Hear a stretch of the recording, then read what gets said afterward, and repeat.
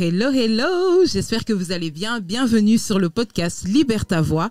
Aujourd'hui, nous allons parler de comment pardonner après une grosse déception. Et j'ai le plaisir d'accueillir à nouveau Michel Collin. Libère ta voix. Hello. Hello, Comment tu vas? Je vais très bien, merci à nouveau pour l'invitation. Jamais 203, jamais 304. Avec plaisir. Donc, voilà.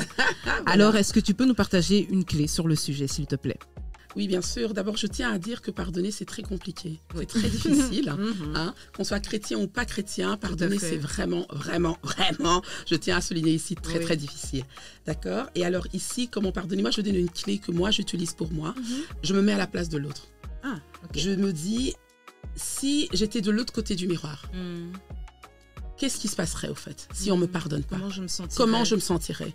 Quel serait mon ressenti par rapport à tout ça? Quelles seraient mes émotions, mes sentiments? Enfin, il y a plein de choses qui entrent en compte, d'accord? Et alors, en se mettant à la place de l'autre, il y a des choses qu'on ne fait pas. Il y a des choses qu'on ne fait plus. Et il y a des choses qu'on se dit, mais au final, je vais pardonner. Et en tant que chrétien, Jésus nous a pardonné. Pourquoi moi je ne pardonnerais pas au fait? Oui. D'accord. Et alors, il y a une autre chose ici, c'est quand on pardonne, on a un repos, on a une paix au fait. On ne se rend pas compte. Right. Parce que quand on ne pardonne pas une personne, tu as des ressentis envers cette personne, tu as des rancœurs, sans le vouloir. Hein. Dans ton cœur, il y a la haine. Et puis on dort pas bien. Hein. Et puis on est d'accord. Et puis tu dors pas bien, tu commences à alimenter plein de choses, etc., etc. Et donc ici, pardonner apporte le repos. Comment pardonner après une grosse déception? Il faut se mettre à la place de l'autre.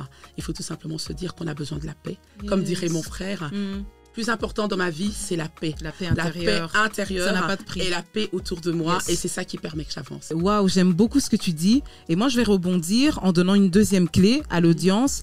Et je dirais qu'il faut se donner du temps. Se donner du temps parce que tu sais, en tant que chrétien, on a l'habitude de dire il faut pardonner, le pardon est une puissance qui libère, donc on nous précipite un peu vers le pardon, mais c'est un processus en fait, il faut se donner du temps, c'est pas une affaire d'une journée, il y a des blessures qui sont tellement profondes qu'il faut prendre le temps de cicatriser, reconnaître qu'on est blessé. Et moi je vais illustrer en donnant un exemple. Il y a quelques années, j'étais dans une relation amoureuse et j'étais très malheureuse. Ça s'est très mal terminé et c'était très difficile parce que la personne était dans la même église que moi. On fréquentait les mêmes milieux et quand j'ai osé parler de cette situation, on m'a dit passe à autre chose. Mais comment je fais pour passer à autre chose alors que j'aimais cette personne, que cette personne était censée m'aimer et qu'elle m'a fait mal au fait. Et je me détruisais en fait, j'ai commencé à grignoter, je mangeais mal, c'est à cette période de ma vie que j'ai commencé à prendre beaucoup de poids parce que j'étais vraiment blessée. Et à un moment donné, je me suis dit, stop, ça suffit, je peux pas continuer comme ça en fait. Qu'est-ce que ça m'apporte de rester dans cet état? Qu'est-ce que ça m'apporte de ne pas pardonner? Et je me suis donné du temps pour guérir. Et j'ai commencé à prier, j'ai commencé à faire autre chose de ma vie. Et c'est comme ça que j'ai pu surmonter et petit à petit, j'ai pu pardonner, mais je vais pas vous mentir, hein, c'était pas une affaire de quelques mois. J'ai pardonné après 2 ans et demi, mais ça a libéré mon cœur. Et aujourd'hui, comme tu l'as dit, j'ai la paix du cœur, j'ai la paix intérieure, j'ai la paix extérieure, et surtout, je vais plus laisser n'importe qui perturber cette paix-là, parce que le pardon est beaucoup trop précieux. Tout à fait, on est totalement d'accord. Si moi j'ai envie de dire aussi, parce que tu as parlé du temps à un certain moment, d'accord. Et donc ici, comment pardonner? Il faut laisser le temps en fait, parce que je pense que voilà, une déception amoureuse, une déception familiale, peu importe le genre de déception qu'il y a, d'accord, à chaque déception, il faut son temps en fait. Oui, tout à fait. Et des fois, les gens ont l'art, d'accord, de nous donner un peu l'impression qu'on est parfait, on ne peut pas réagir comme ça ou d'une certaine manière.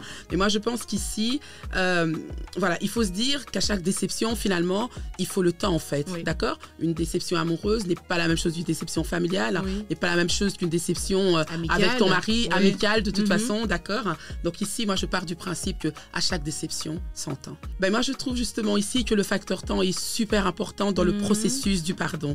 Voilà, je tenais quand même à le souligner et je trouve ça très, très, très important. Yes, that's right. Donc, vous qui êtes dans cette situation, je vous encourage premièrement à être dans l'empathie. Je sais que c'est pas du tout facile, ce n'est pas du tout évident, mais se mettre à la place de l'autre va vous ouvrir la porte justement à une facilité pour pardonner. Le pardon est la plus grande forme d'amour. Il faut une personne forte pour dire « je suis désolé », mais une personne encore plus forte pour pouvoir pardonner.